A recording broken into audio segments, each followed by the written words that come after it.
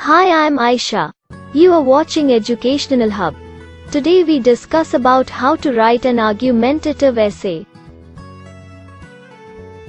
First we can explain what is argumentative essays and why we write. The argumentative essay is a genre of writing that requires the student to investigate a topic, collect, generate, and evaluate evidence, and establish a position on the topic in a concise manner. The ultimate aim argumentative essay is always to convince or persuade a given group of audience to understand the other side of the argument to support a new belief or idea. The argumentative skill makes a student understand both the potential weaknesses and strengths of their position in an issue. Step 1.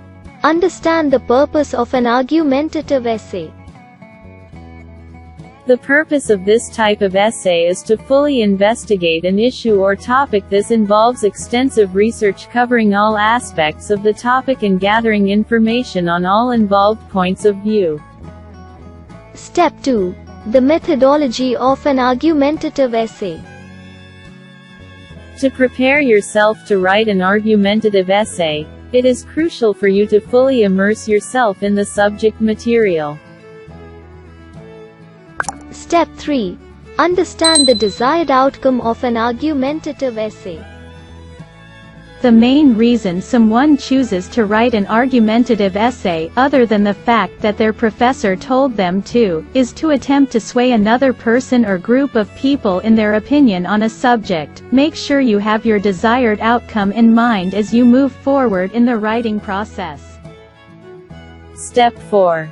Choose something that fits the format.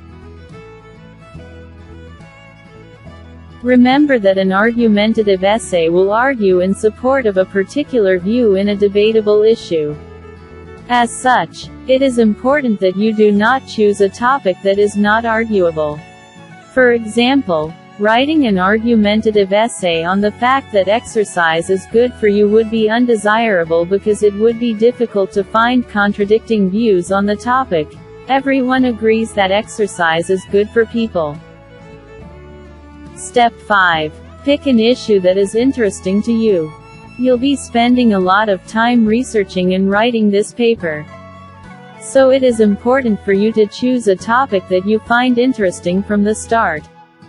Avoid choosing a topic that has been overdone, or, on the other hand, one that is too obscure, since supporting evidence may be more difficult to find. Step 6. Test your argument. Find a peer, preferably one that holds an oppositional view, to discuss your argument with. This process will help you refine your thinking and develop new ideas to support your judgment. Try a debate-style conversation in which you each bring up aspects of the controversy and attempt to explain your view on the topic. Step 7. Keep your audience in mind. An important aspect of writing an argumentative essay is understanding your audience. Are you writing the paper for a class, in which case your audience is your professor and your classmates? Or perhaps you are writing it for a presentation to a larger group of people?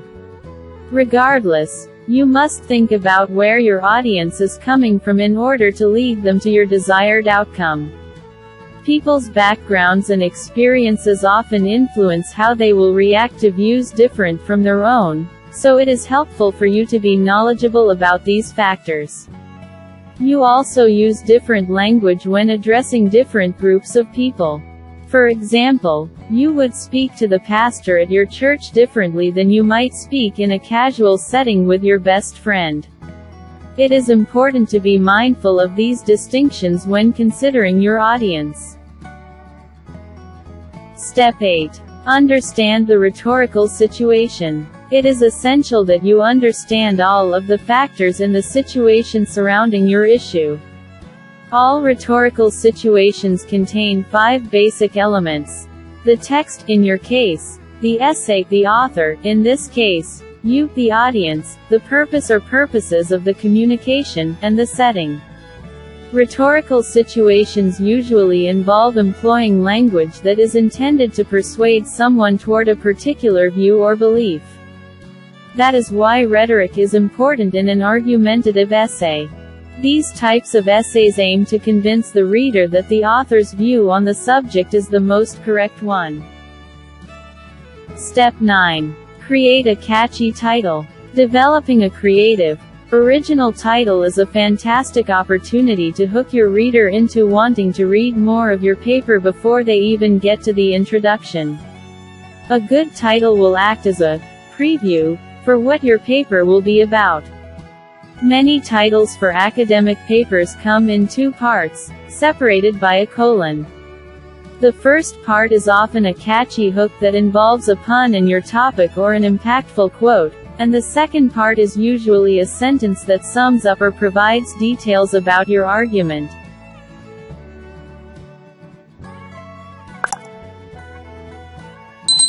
Step 10. Come up with a thesis statement. Your thesis statement will be a concise idea that sums up your view on the issue. The thesis usually appears at the end of the introduction paragraph. Having this idea in mind early on in the reading process will help guide your reader through the rest of the paper. A good thesis statement is concise and clear. It tells the reader what the point of the paper is and why it's important. The thesis must make a claim of some sort. Step 11. Avoid the standard three-part thesis often taught to beginning writers. This format is constricting and limits the shape your ideas can take to being contained in three basic body paragraphs. Without the three-part thesis statement, your ideas can expand more freely and incorporate ideas that might not fit exactly into the three parts. An example of a three-part thesis statement might look something like this. Global warming is caused by industrial pollution, automobile exhaust fumes, and waste dumping in the oceans. In this case, you would expect to find three body paragraphs, one about industrial pollution, one about car exhaust fumes, and one about trash in the ocean. Step 12. Write an introduction.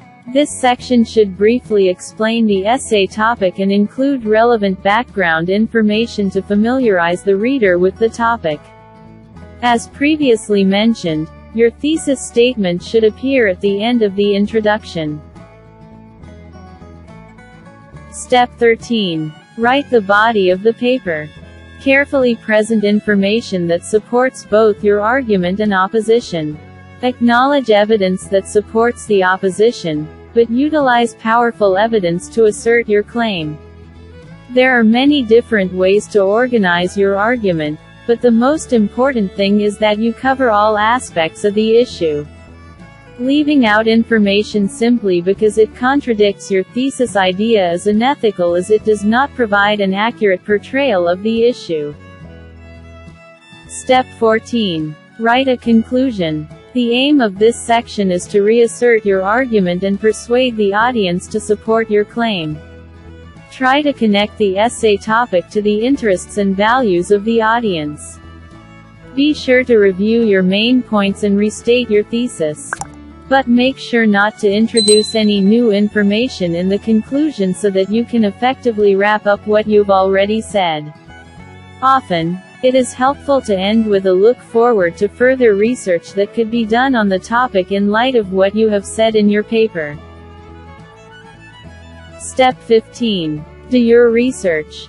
Go to the library and look up books on the subject. Or look up information from reliable sources on the internet. It is important to find sources that cover all views of the issue, since the point of this kind of essay is to provide a well-rounded overview of all aspects of the topic.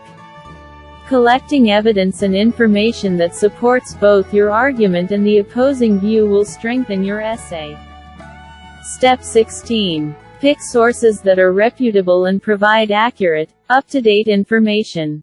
The best research acknowledges the foundational work on a given subject, but also interrogates innovations in the field and divergences from the status quo. You do this by looking at sources that are both old, these provide the foundation of the topic, and new, these provide current trends in thought on an issue. Step 17. Choose quotes that support your points. In order to make your work more credible, it is important to incorporate quotes from sources that are considered scholarly. Scholarly sources should be written by experts in the field, i.e., use a quote from someone with a PhD in environmental science if you are writing an argumentative paper on the dangers of global warming, or published in scholarly, peer-reviewed outlets. This means that sources are fact-checked by a panel of experts before they are approved for publication.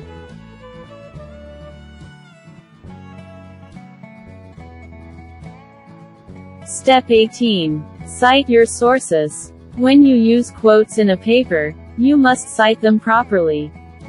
If you don't cite your sources, this is a form of plagiarism because you are not giving credit to the people whose ideas you are using in your paper. Citing sources involves writing quotation marks around the verbatim quotes and then including a parenthetical in-text citation at the end of the quote that refers to a source listed on the bibliography or works cited page at the end of your paper.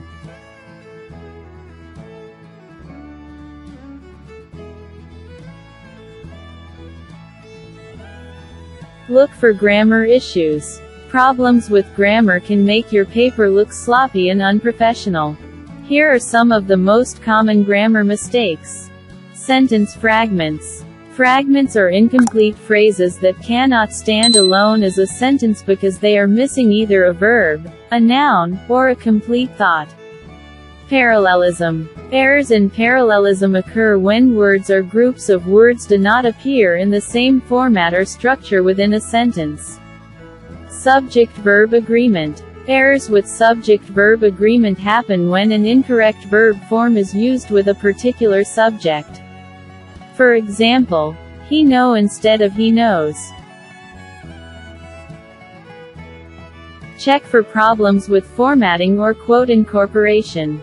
Formatting quotes properly allows your reader to easily find the information you are referencing. It also adds to your credibility as an author. Thank you for watching. Like, share and subscribe my channel for more informative videos about research.